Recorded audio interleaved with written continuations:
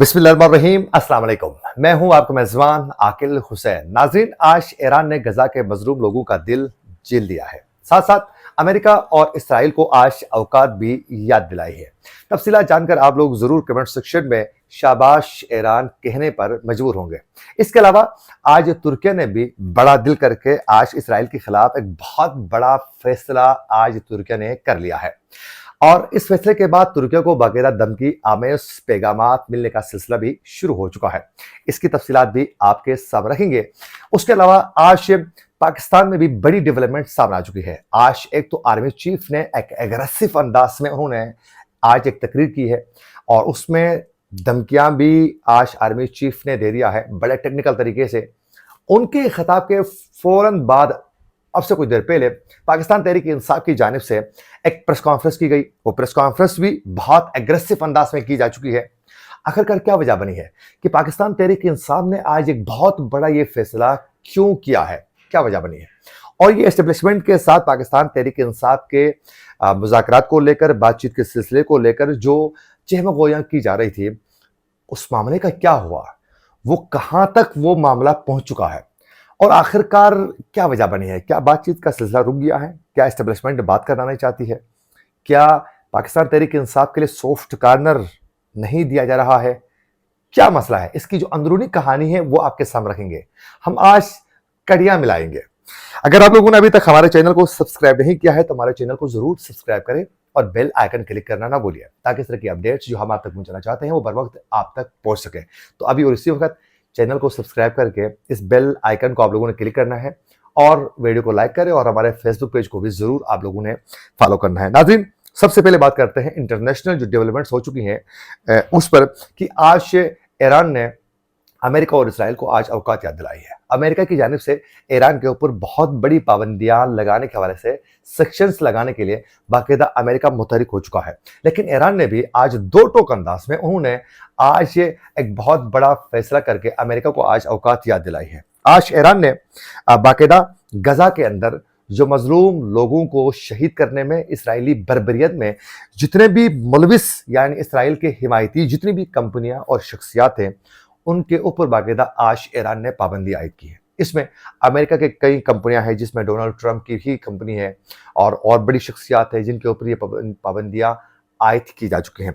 और ये सिर्फ और सिर्फ अमेरिका ही नहीं बल्कि बरतानवी अफराद भी हैं, कंपनियां भी शामिल हैं जिनके ऊपर बाकायदा ईरान ने आज इस के ऊपर जो है पाबंदी आयद की है।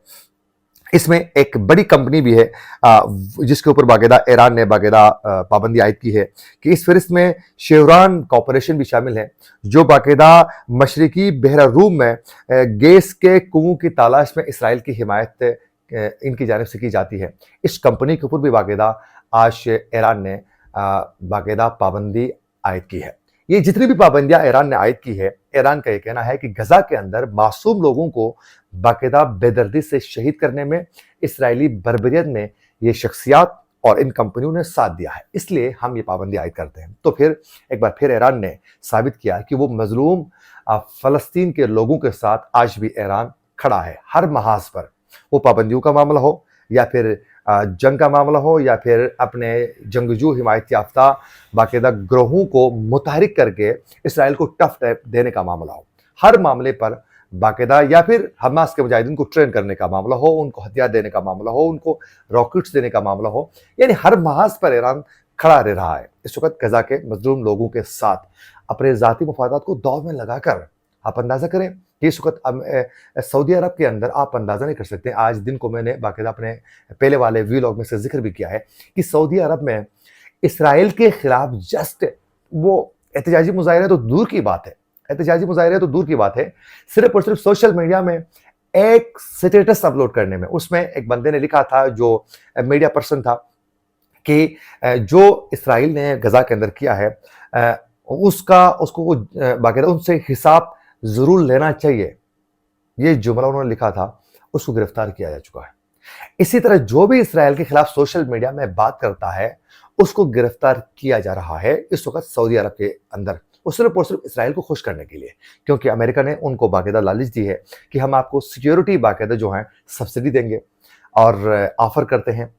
अब उस लालच में वो इसके अलावा भी बड़ी لالچیں ہیں ان کی، جس کی وجہ سے جو ہیں باقاعدہ اسرائیل کے خلاف ایک احتجاجی مظاہرے تو دور، سوشل میڈیا میں ایک کمنٹ سیکشن میں ایک کمنٹ یا پھر ایک پوسٹ کرنے کی بھی اس وقت سعودی عرب حکومت جو ہے وہ پرمیشن نہیں دے رہی لوگوں کو. یہ منافقت ہے، آپ اندازہ کریں. لیکن ایران کی جانب سے یہ بڑا فیصلہ جو ہے آج دوبارہ لیا جا چکا ہے، اور ترکیہ نے بھی آج بڑا دل کیا ہے. آج ترکیہ نے باقاعدہ اسرائیل کے ساتھ جو ہیں تمام تجارتی تعلقات آج سے منقطع کیے ہیں ترکیہ نے. لیکن ترکیہ نے اس کا اعلان نہیں کیا ہے، کھل کے اعلان نہیں کیا ہے، لیکن یہ بتایا جا رہا ہے امریکہ کی جانب سے، امریکی میڈیا کے مطابق ترک ذرائع نے یہ کنفرم کیا ہے کہ باقاعدہ یہ درآمدات اور برآمدات پر باقاعدہ جو ہے ترکیہ نے آج سے پابندی عائد کی ہے. یہ فیصلہ سامنے آتے ہی، کیونکہ اس وقت اسرائیل کی جانب سے بھی چیخ و پکار کیا جا رہا ہے، تو اس کا مطلب ہے یہ فیصلہ ہو چکا ہے، لیکن اعلان نہیں ہوا ہے باقاعدہ حکومتی سطح پر. لیکن آج اب سے کچھ دیر پہلے اسرائیلی وزیر خارجہ نے کہا ہے کہ یہ جو فیصلہ کیا جا چکا ہے بندرگاہیں بند کر کے درآمدات اور برآمدات پر، یہ ایک ڈکٹیٹر کا ہی فیصلہ ہو سکتا ہے، اور یہ کسی صورت جو ہے قابل قبول نہیں ہے، کیونکہ اس سے طیب اردوان نے تمام جتنے بھی معاہدے تھے ان تمام معاہدوں کو توڑ دیا ہے، جس کا ہم کسی صورت جو ہیں وہ برداشت نہیں کر سکتے ہیں. اور ساتھ ساتھ انہوں نے کہا ہے کہ ہم اپنے اندر مختلف پروڈکٹس کو جو ہیں بنانے میں پروڈیوس کرنے کی کوشش کریں گے، اور دیگر جو ہمارے ہمسائے اور دوست ممالک ہیں ان کے ساتھ تعلقات ہم بحال کریں گے. تو خیر آج ترکیہ نے یہ بڑا فیصلہ کیا ہے. اس کی وجہ یہ بنی ہے، کچھ دن پہلے ترکیہ کی جانب سے کہا گیا تھا کہ غزہ کے اندر اسرائیل جو ہیں فوری طور پر جنگ بندی کی جانب اگر اسرائیل نہیں جاتا ہے تو پھر ان کے ساتھ جو ہیں ہم چند، انہوں نے کہا تھا ٹارگیٹڈ کمپنیوں کے اوپر جو ہے پابندی عائد کریں گے.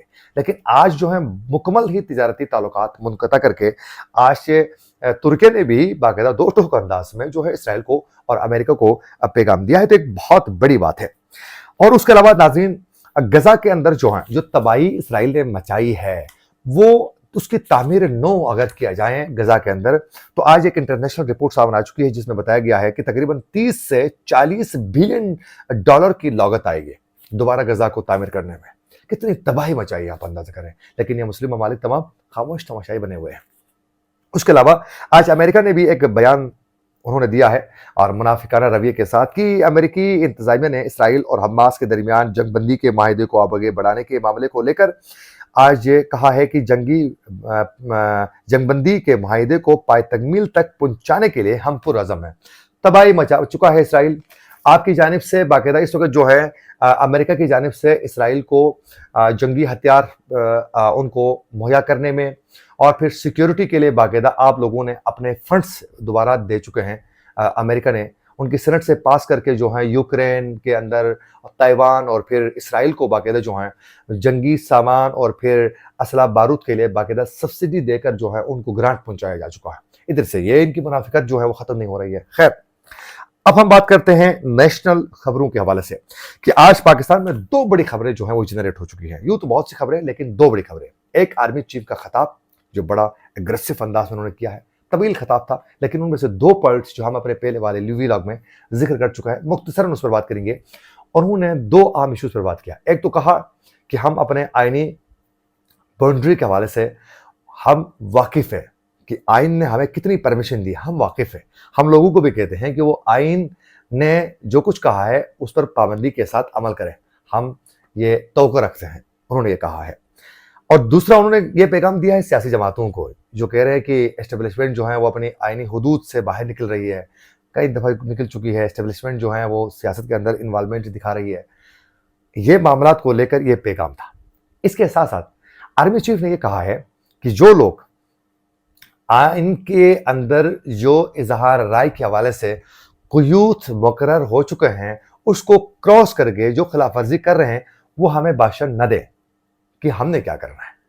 یعنی اس کا ان کا کہنے کا مطلب یہ تھا کہ جو لوگ اس وقت صحافی یا پھر یوٹیوبرز اور دیگر جو لوگ جو ہیں وہ اسٹیبلشمنٹ کے اوپر الزامات لگاتے ہیں کہ وہ اس وقت اظہار رائے پر قدغن لگا رہے ہیں، تو ان کو ایک پیغام تھا کہ آئین کے اندر قیود موجود ہے، ایک باؤنڈریز موجود ہیں، اس سے باہر نکل کر آپ لوگ یہ سب کچھ کر رہے ہیں. ٹیکنیکل طریقے سے یہ ایک پیغام بھی تھا.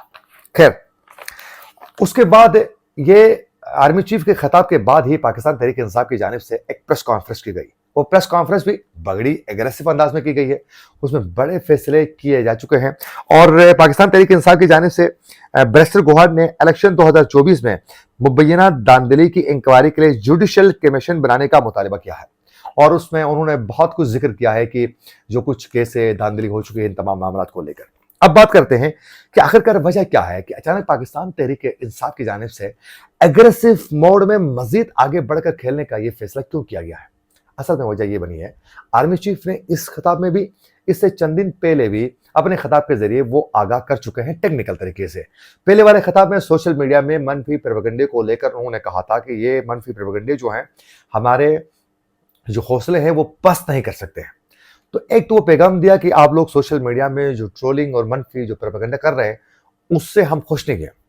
और आज जो उन्होंने कहा कि जो हमें कहते हैं कि आज़ादी इजहार राय पर बाकायदा हमारे ऊपर तंज करते हैं कि मतलब रोक रहे हैं, उनको भी पैगाम था। और फिर सियासी जमातों में बिलखुसूस पाकिस्तान तहरीक इंसाफ को पैगाम था कि हमें मालूम है अपने कि हमें जो हमारी बाउंड्री है आईनी उसके अंदर ही बैठकर हम काम कर रहे हैं, हम वाकिफ है।